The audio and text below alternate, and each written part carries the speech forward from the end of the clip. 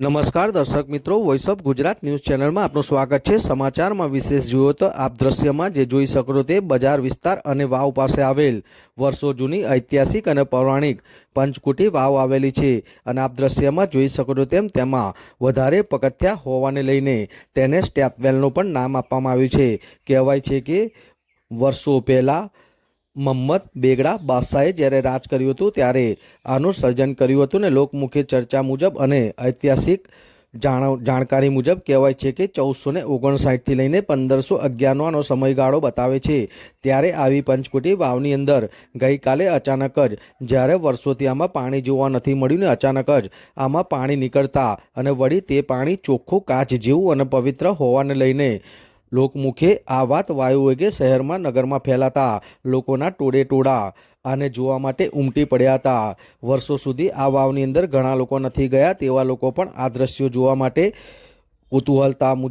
કુતૂહલતાપૂર્વક જોવા ગયા હતા। આમ મહેમદાવાદ શહેરમાં પંચકુટી વાવ જેનું નિર્માણ કહેવાય છે કે મોહમ્મદ બેગડા બાદશાહે આનું સર્જન કર્યું હતું અને તેઓના બીજા ભાઈ હતા અહમદ શાહ, જેઓએ અમદાવાદની અંદર રાજ કર્યું હતું, જેને લઈને લોકમુખી ચર્ચા મુજબ ને દંતકથા મુજબ કહેવાય છે કે એટલે આનું નામ મહેમદાવાદ અને અમદાવાદનું નામ અહમદાબાદ પડ્યું હતું। આમ મહેમદાવાદ શહેરની અંદર ભમરિયો કૂવો, રોજારોજી, ચાંદા સુરતના મહેલ અને આ પંચકુટી વાવ જેવા અનેક ઐતિહાસિક સ્થળો છે। સરકાર દ્વારા આની જાળવણી કરવામાં આવે અને આનું રંગરોગાણ કરવામાં આવે તો આ પંચકુટી વાવ ઐતિહાસિક સ્થળની સાથે સાથે એક પર્યટક સ્થળ પણ બની શકે તેમ છે। કહેવાય છે કે આવા પર્યટક સ્થળો જેને જોવા માટે લોકો દૂર દૂરથી આવે તેના માટે સરકાર દ્વારા આની અંદર ચોખ્ખાઈ કરવામાં આવે, સાફ સફાઈ કરવામાં આવે અને ગંદકીને દૂર કરીને આની રંગરંગાઈ કરવામાં આવે તો ઘણા બધા લોકો આ વાવ વિશે જાણી શકે અને પર્યટક સ્થળ બની શકે તેમ છે। ત્યારે આ વાવની અંદર માછલી, સાપ, સાંકળ જેવા અનેક ચિહ્નો પણ બનાવેલ છે। કહેવાય છે દંતકથા મુજબ કે આનું પણ કંઈ રહસ્ય હોઈ શકે તેમ છે।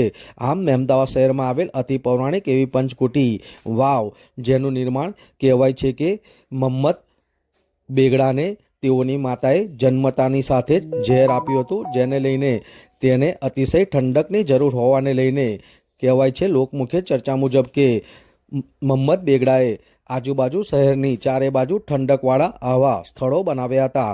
જે સ્થળની અંદરથી આ પંચકુટી વાવ પણ એક સ્થળ છે, જેની અંદર આપ દ્રશ્યમાં જોઈ શકો છો તેમ લોકો દ્વારા ગુલાબથી તેના વધામણા પણ કરવામાં આવ્યા હતા। આમ અચાનક જ આવું પવિત્ર ચોખ્ખું કાચ જેવું પાણી નીકળતા લોકો કુતૂહલતાવશ આને જોવા ઉમટી પડ્યા હતા। વિરાંગ મહેતા, મહેમદાવાદ।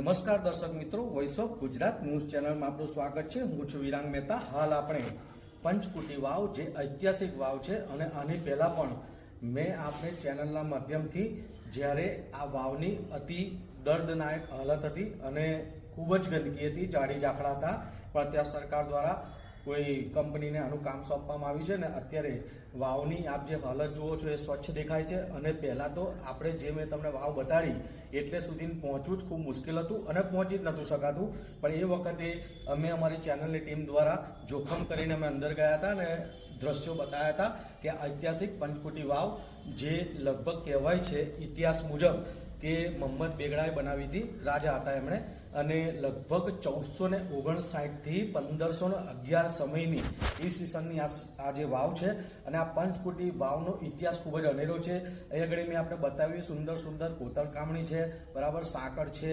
કહેવાય છે કે સાપનું નિશાન બતાવેલું છે, માછલીનું નિશાન બતાવેલું છે। એવી ઐતિહાસિક આ વાવની અંદર આજે અચાનક જ જે મેઇન કૂવો છે એટલે મેઇન જગ્યા છે ત્યાં આગળ અંદરથી કુદરતી પાણી નીકળતા અને એ પાણી કાચ જેવું ચોખ્ખું નીકળતા કુતૂહલતા લોકોમાં જોવા મળી હતી અને લોકોના ટોળા જોવા માટે ઉમટી પડ્યા હતા। તો આપણી પાસે એના સ્થાનિક છે, આપણે અંદર પૂછવાની કોશિશ કરીશું। શું નામ છે, શું પરિચય છે? માહિર મારું નામ છે। અહીંયા આગળ અચાનકથી પાણી આવી ગયું અને ટોળા આવ્યા અને પાણી એકદમ ક્લીન ચોખ્ખું, એમાં બોટલો બી લોકો ભરીને ગયા। તમે કહો છો આની અંદર મહિલાઓ, નાના છોકરાઓ, મોટા બહુ મોટી સંખ્યામાં આવ્યા? બધા બહુ આવેલા, મહિલાઓ આવેલા, જેન્ટ્સ, છોકરા બધા જોવા આવેલા। બરાબર। આ કઈ રીતના જાણ થઈ? હા, અચાનક જ પાણી એકદમ આવી ગયું તો બધા જોવા આવ્યા. એક જણ ભાઈ બને જોયું તો હું જોવા આવ્યો. પછી તો ભાઈ જોયું એમાં વાતો કઈ બધી તો બધા જોવા આવ્યા, બધી લેડીઝો જેન્ટ્સ બે છોકરા બોકરા બધા.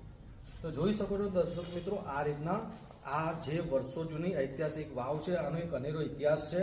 અને કહેવાય છે કે ખેડા જિલ્લાની અંદર આવી બીજી પણ અનેક વાવ આવેલ છે જે ઐતિહાસિક ધરોહર છે.